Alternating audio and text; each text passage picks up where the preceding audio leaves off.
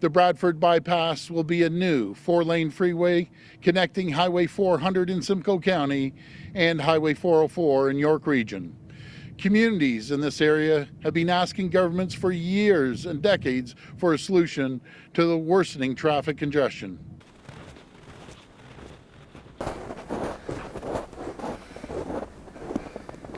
Well, someone's cleared down a lot of branches. Yeah, they cleared the area to do excavation work. Oh, that was nice of them. Yeah. Yeah, I moved here, 34 years ago. And shortly after being here, they made an announcement that they were considering building a highway and they were starting a study, and that was in 1993. The highway is supposed to be going up. If you see the bend in the river, it's supposed to cross over up there somehow or other. So the highway would basically go like this and follow the trail that we walked. It's thin. It would be. Yeah. There's moving water under that. So the concern is if we build this highway as well, the salt runoff from this will kill the lake that much faster. And the province is just totally ignoring that. And the salt runoff would be going directly into the into the Holland River, both branches, and it'll go straight to Lake Simcoe. Yep. So I got involved with their very first studies, and we set up a community group that had 200 plus members, and we followed it as closely as possible using freedom of information, and provided substantial input into their studies, all of which are on record and all of which they basically chose to ignore. But we were right. It actually dated back to around 1970. Oh yes, that was before, when they were looking at Highway 89. And that was the correct solution. In those days, rather than have the government be able to approve whatever they did, which is what they do now, they had a separate independent tribunal. And they specifically said, based on the problems you're trying to address, the only solution that works is the Ravenshoe Highway 89 route. And they approved everything other than the river crossing, and all with the river crossing, all they said was, you haven't done your homework, MTO. Tell us in detail how you were going to cross this river safely. Some environmental groups got involved, and they made enough noise that they caused the government to think they might lose at the tribunal when they went back with their final plans for crossing the river. So the government abandoned it. Past governments, our opponents, they side with ideological activists who oppose any and all highways over hard-working families. For decades, they said no to building the roads and highways needed to address the needs of the province's growing population. That changes now. We're not just here to stop the Bradford Bypass. If there is a need, then let's go back to a proper modern study with modern facts and do it right, wherever it is. And if it happens to end up being here, I don't like it, but I'll live with it. I do respect, government's right to do things when they do them properly. Right now, they're not doing it properly.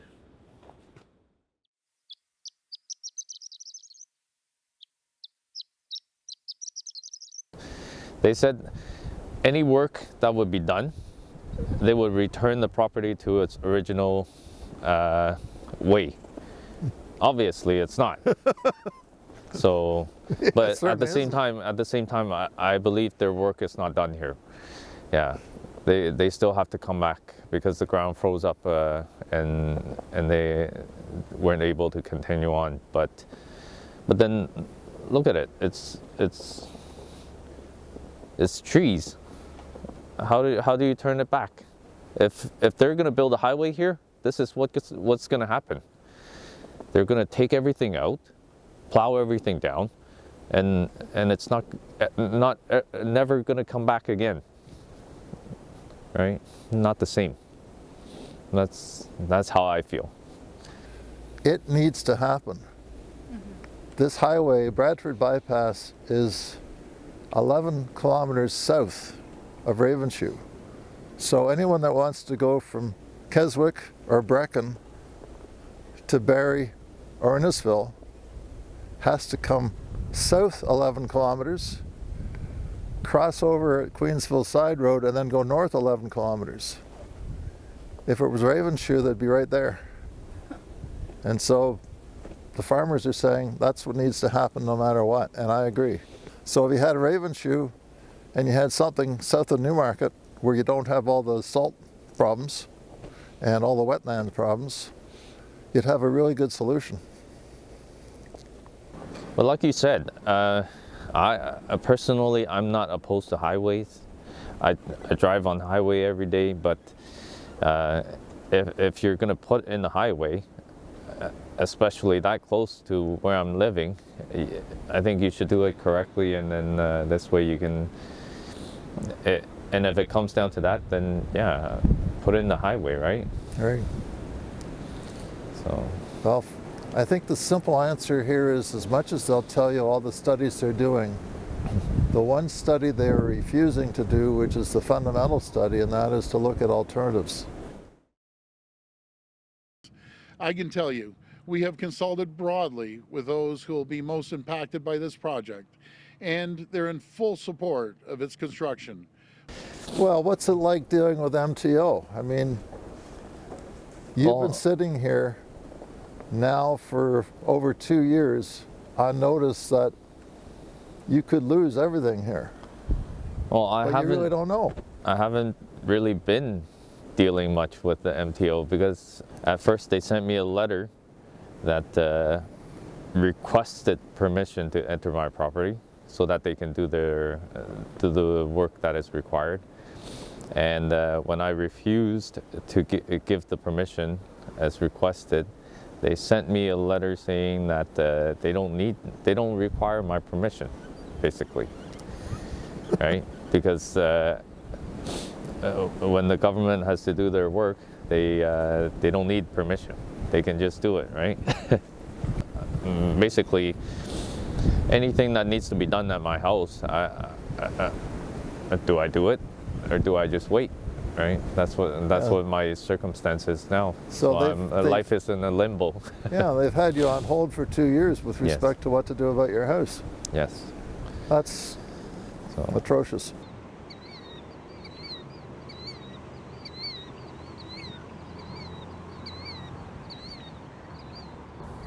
We have these people that used to be called speculators.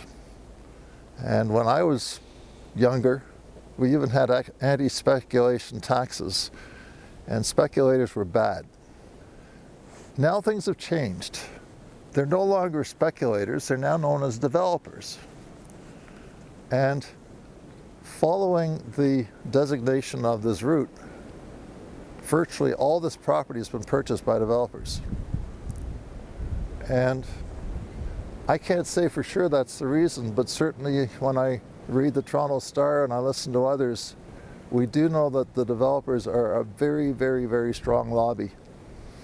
And they have the ear of both the provincial Conservatives and most of the municipalities. There's no factually sound reason for this highway here. We're building hospitals, we're building schools, and building roads that will help drive our economic growth. We're delivering real progress that will be felt all over the great province of Ontario as we build an Ontario that's the greatest place to live and work. We purchased this property back in 2009, and we've lived here ever since, and we have 2 children, 1 6 and 1 9. Mm-hmm. If the highway ever becomes reality, I think I will move. Yeah. Yeah. If they build the highway right here, behind this wall, right? If they build it right here and they expropriate the land, but if they don't have to expropriate my house, then I will still have a house here. But if they expropriate the house too, then definitely I'll have to move. Yes.